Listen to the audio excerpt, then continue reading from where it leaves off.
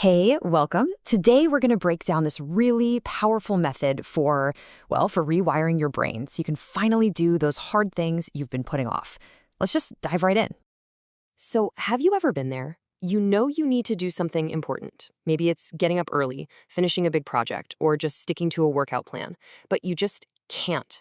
It feels like a constant fight with yourself, doesn't it?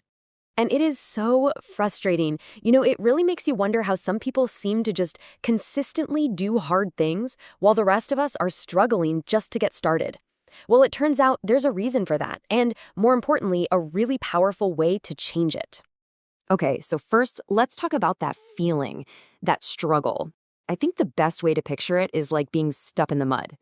And here's the central idea we really have to get our heads around, and it's a little bit of a paradox, right?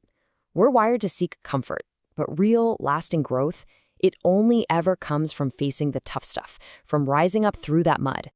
And that brings us to the core metaphor for this whole way of thinking, a flower that holds a pretty powerful secret for getting through all that struggle. It's called the Lotus Method. And look, this isn't about hustle culture or just powering through the pain. No, this is a philosophy, a way of thinking that was used by legendary warriors to fundamentally change how their minds worked, to actually start embracing the hard path. The symbolism here is everything. I mean, think about it. The lotus is one of the most powerful symbols in Eastern philosophy because it doesn't grow in some perfect, clean garden. It starts in the dark, murky, muddy water and uses that very struggle to create something beautiful. And this isn't just a nice idea, it's a battle-tested mindset. Let's look at a real-world story of a warrior's transformation. So, back in 12th century Japan, during a period of civil war, there was this warrior monk named Benkei. And when he was a young man, he was the definition of undisciplined. Benkei was basically this huge brawler who picked fights with anyone he could. But one day, he challenged this quiet, incredibly focused samurai named Yoshitsune. And for the first time in his life, Benkei lost. But instead of getting mad, that defeat changed him. He pledged his loyalty to Yoshitsune. And from that day forward, he started to see struggle in a totally different way. He didn't avoid pain, he leaned into it, believing every single hardship was making him stronger. So how can we actually apply this warrior mindset in our own lives? Well, the Lotus Method breaks this whole transformation down into 4 simple but really powerful steps. Let's walk through them. It all starts with Nintai, which is like the seed buried down in the mud. Then comes Shisei, the stem rising up with purpose. After that is Kensho, the bud that reflects the light. And finally, Kaika, the full bloom. The very first step is Nintai. It basically means enduring patience. This is the seed phase. It's the practice of just sitting with that feeling of, ugh, I really don't want to do this, and not immediately running from it.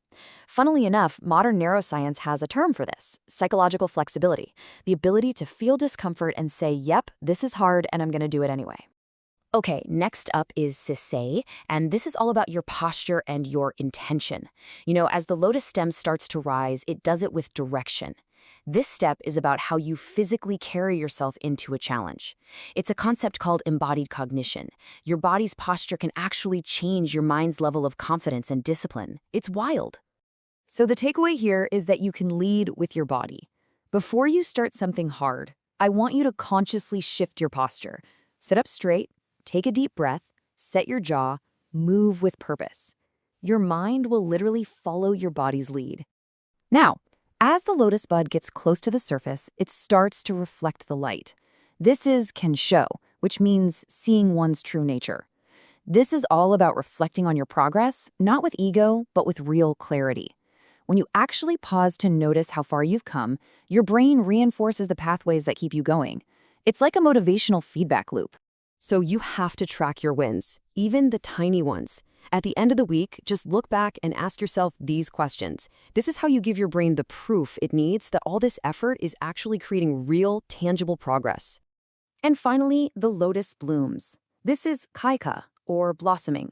This is the stage where discipline just becomes part of who you are. It's no longer a struggle, it's your identity. And this is the direct result of repetition.